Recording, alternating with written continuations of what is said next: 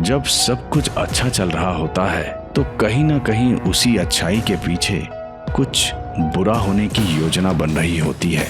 ये अच्छाई हमें आने वाले तूफान के पहले की शांति की तरह आगाह करती है कि अब कुछ अनहोनी भी हो सकती है, और वो राज बनकर हमारे साथ साथ चलती रहती है। पर हम हैं जो अच्छे माहौल में इतने बह जाते हैं कि आने वाले तूफान को, उसके अंदर के राज को समझ ही नहीं पाते। कौन है वो?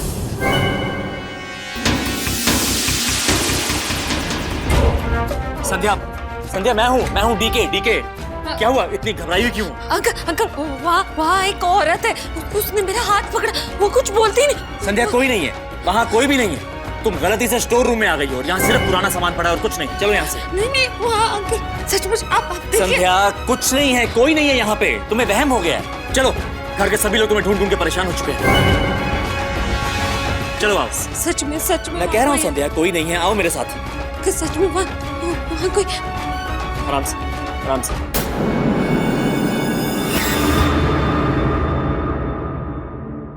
आराम से।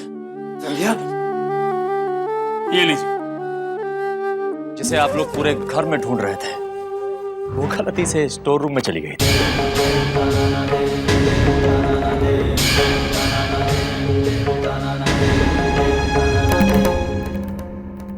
तो वो चीखने की आवाज तुम्हारी थी? हाँ पापा, वो अंदर कोई औरत थी। बेटा वहां तो स्टोर रूम है, वहां कौन होगा? यही तो मैं कब से इसे समझाने की कोशिश कर रहा हूं कि स्टोर रूम में कौन हो सकता है। पता नहीं क्यों इसके मन में वहम सा आ गया। दरअसल गलती हमारी है, इसे अकेला छोड़ आए थे ना। कच्ची नींद में उठ गई होगी और जगह भी नहीं है, घबरा गई होगी।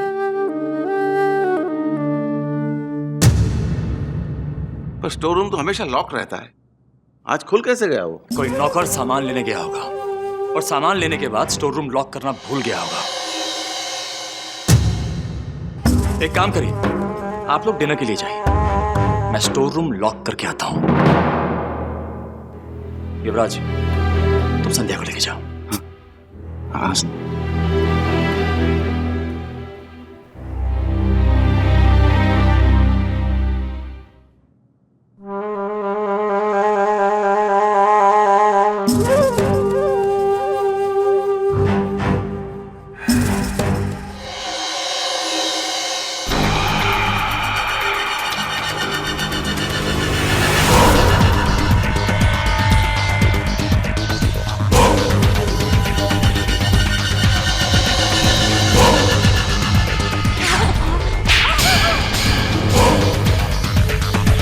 संध्या को सब कुछ बताना चाहते थे, यहाँ से बच के निकलना चाहती थी। हाँ? नहीं, मैंने कुछ नहीं किया, मैं सच कह रही हूँ, मैंने कुछ नहीं। चुप! तुमने क्या किया है और क्या नहीं किया मैं अच्छी तरह जानता हूँ सनी, लेकिन तुम शायद ये भूल गई हो कि मैं तुम्हारे साथ और क्या क्या कर सकता हूँ। अभी तो सिर्फ हवा और रोशनी तुम तक नहीं पहुंच रही है, लेकिन जिस दिन मैंने तुम्हारा खाना पीना सब बंद कर दिया, उस दिन तुम्हें पता चलेगा कि तुम्हारा पाला किससे पड़ा है। समझी तुम? समझी? मुझे माफ कर, मुझे प्लीज माफ कर दो, मुझे माफ कर दो प्लीज। खबरदार, जो तुम्हारी सांसों की आवाज भी इस कमरे से बाहर निकली तो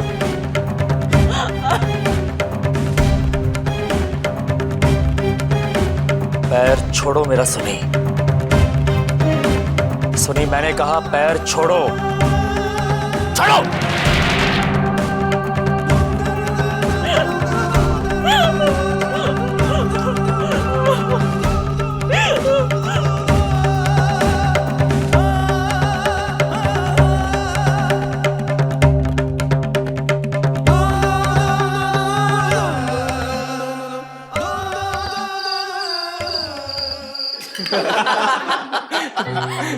बस करो नीरज, कितना हंसाओगे? खाना खाने दोगे या नहीं? बड़ी माँ, इतना भी अच्छा जोक नहीं था।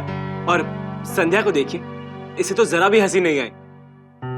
नहीं, वो ऐसी बात नहीं है, मैं कुछ और सोच रही थी। क्या सोच रही थी? उस स्टोर रूम के बारे में वहाँ वाकई कोई था।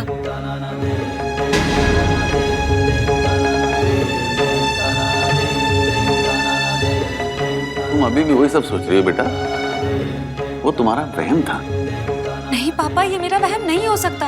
वहाँ एक औरत थी, उसने मेरा हाथ पकड़ा था।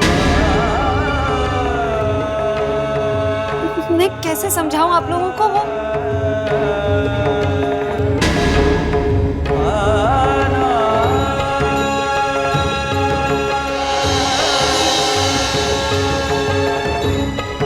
संध्या, कोई और तुम्हें समझे या ना समझे, मैं तुम्हें समझ गया।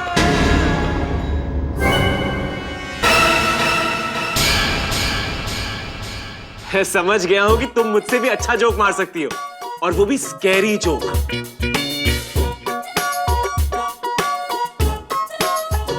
बंद तय खाने का दरवाजा, दरवाजे के पीछे औरत, काले लंबे बाल, लाल आंख।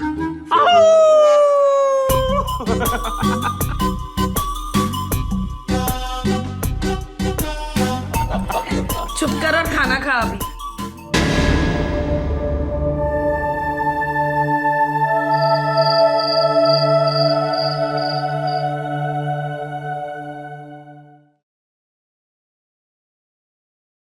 हेलो संध्या, साक्षी दी बोल रही हूँ।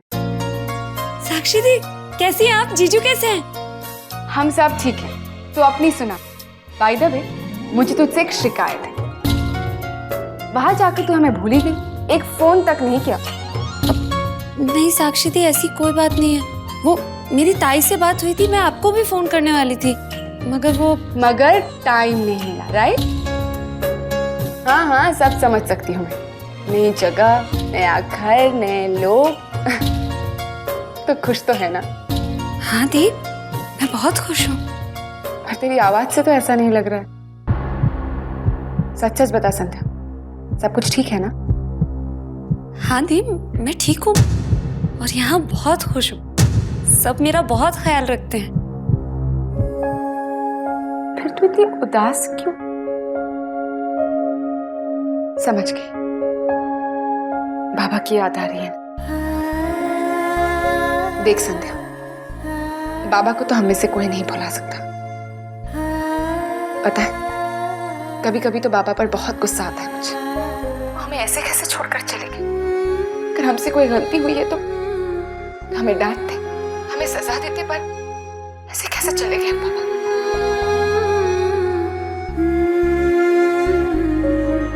तो संध्या, मैं तुझसे बाद में बात करती हूँ। हाँ, वो यश आ रही है ना, वो फिर से बदमाशी करने लगे। तो अपना ख्याल रखना। बाय।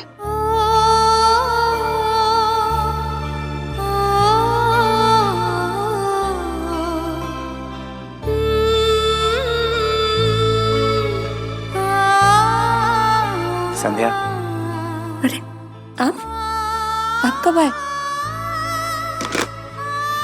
जब तुम अपनी दीदी से बात कर रही थी। चलो मेरे साथ। कहाँ? स्टोर रूम में। लेकिन स्टोर रूम क्यों? जब से चलो मेरे साथ। कहाँ? स्टोर रूम में। लेकिन स्टोर रूम क्यों?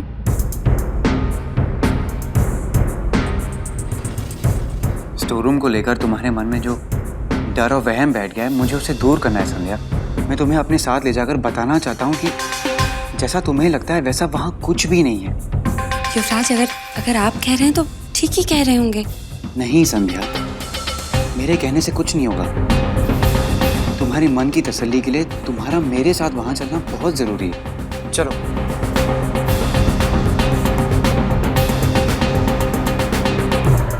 चलो संध्या। ये सब उठा, इधर आओ। ये तुमने हर चीज को छूकर देख लिया ना? अब बताओ मुझे, टूटे फूटे फर्नीचर और धूल मिट्टी के अलावा कुछ महसूस हुआ तुम्हें? यहाँ 5 मिनट खड़ा रहना मुश्किल है संध्या, तो फिर कोई यहाँ कैसे रह सकता है? युवराज, युवराज आप ठीक कह रहे हैं, मेरा ही वहम होगा। मैं फिर से कह रहा हूँ संध्या, मेरे कहने पे मत जाओ।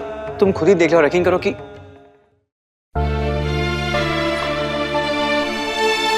I am sorry. वो नहीं नहीं युवराज, आप सॉरी क्यों बोल रहे हैं? मैं देख सकती हूँ आपकी आंखों से। आपने ही मुझसे कहा था ना कि अब से मैं दुनिया आपकी आंखों से देखूंगी, तो बस मैं वही कर रही हूँ। और अब मेरे मन में इस कमरे को लेकर कोई डर, कोई वहम नहीं। सच।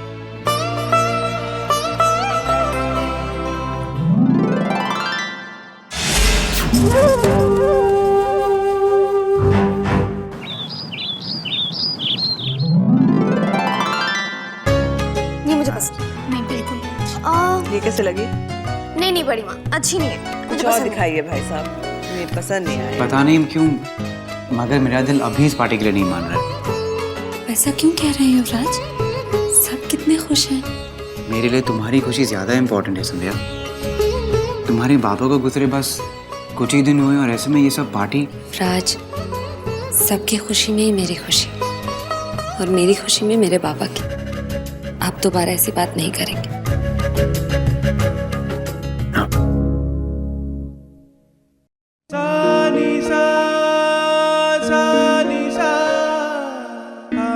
नीरज, मैं जानती हूँ कि तुम मेरी बात नहीं मानोगे, लेकिन जितना हो सके इस पार्टी को सिंपल रखना। बड़ी माँ, पूरा जागीरदार परिवार जहाँ हो वहाँ पार्टी का सिंपल होना थोड़ा मुश्किल, फिर भी मैं अपनी तरफ से पूरी कोशिश करूंगा। और पूरे परिवार से मुझे याद है, जब से मैं यहाँ आया हूँ मुझे सुन्नी चाची नजर नहीं आए। सुना था उनकी माँ की तबीयत ठीक नहीं है, इसी वजह से युवराज की शादी पर नहीं आ पाई वो। अगर आज रात की पार्टी में आ सके तो कितना अच्छा होगा। ठीक है अंकल, मैं एक काम करता हूँ, मैं सुन्नी चाची के घर जाकर उनसे पूछता हूँ, अगर आज रात पार्टी में आ सके तो कितनी अच्छी बात होगी। तुम रहने दो।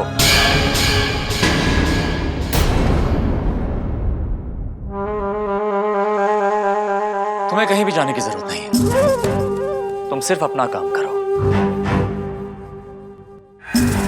I mean, पार्टी ऑर्गेनाइज करो। रहा सवाल सुनीता का, तो उससे मैं खुद बात कर लूंगा, और हो सका तो उसे ले भी आऊंगा। ठीक है? ये तो बहुत अच्छी बात है, एंड आई एम श्योर आप जाओगे तो उन्हें जरूर लेकर आओगे। कम ऑन गाइस, जल्दी जल्दी सिलेक्ट करो, get ready for the bash. भाई साहब, ये नीरज को यहाँ जिस काम के लिए बुलाया है, क्या आपने उसे बताया? नहीं, अभी नहीं। अरे तो भाई साहब बताइए ना कि उसे यहाँ नाचने गाने के लिए हमने नहीं बुलाया है। आज एंजॉय करने दो उसे, कल इत्मीनान से बात करेंगे।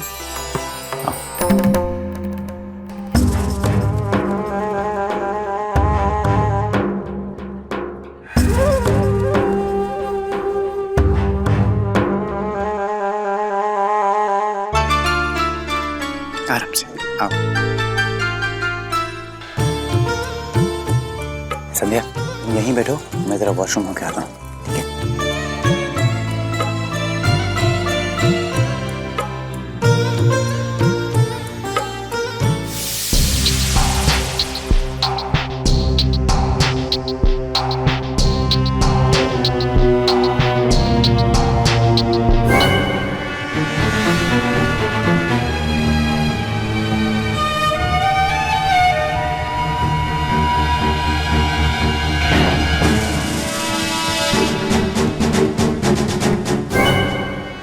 हमारा युवराज वाकई बहुत किस्मत वाला है जो उसे तुम जैसी दुल्हन मिली।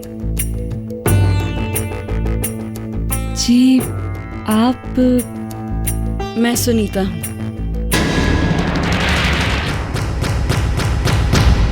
मेरी माँ की तबीयत खराब थी, इसलिए मैं तुम्हारी शादी पे नहीं आ सकी। सुन्नी चाची, तुम भी मुझे इसी नाम से बुलाने लगी। घर के सारे बच्चे मुझे इसी नाम से बुलाते हैं। वैसे हम दोनों की उम्र में ज्यादा फर्क नहीं है।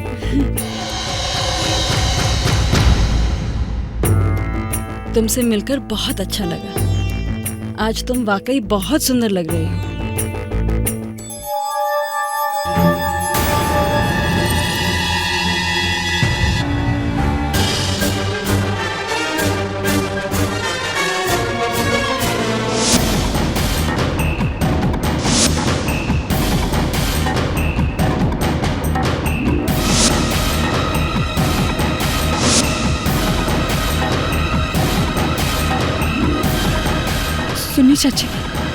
सुनी चाची उस दिन आपने मेरा हाथ पकड़ा था।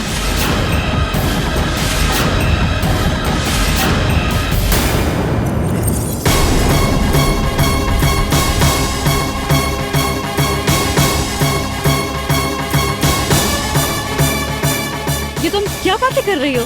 नहीं चाची, आप ही थी। मैं देख नहीं सकती, लेकिन किसी को भी एक बार छू लूं तो उसका एहसास नहीं भूलती। मैं छूकर किसी को भी पहचान सकती हूँ। आपने ही उस रात को मेरा हाथ पकड़ा था। क्या? ये तुम क्या ऐसे कैसे? लेकिन मैं तो आज ही आई हूँ ना। स्टोर रूम में आपने मेरा हाथ पकड़ा था चाची। मुझे कुछ समझ में नहीं आ रहा है। मैं तुमसे बाद में बात करती हूँ। लेकिन मैंने चाची कहा ना, मैं तुमसे बाद में बात करती हूँ। सुनिए चाची,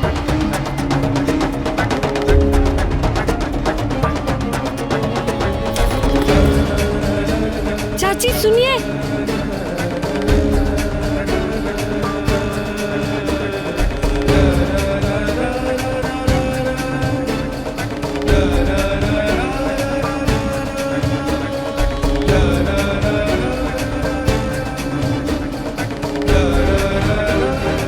अरे संध्या, युवराज, कहाँ जा रही थी तुम?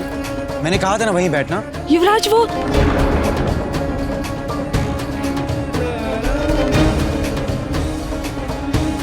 कमान संध्या, क्यों इतनी परेशान दिख रही हो तुम? लेकिन कुछ राज ऐसे भी होते हैं जिन्हें हम समझकर भी समझ नहीं पाते, या फिर कभी कभी हम तो समझ जाते हैं पर अपने सामने वाले इंसान को समझा ही नहीं पाते।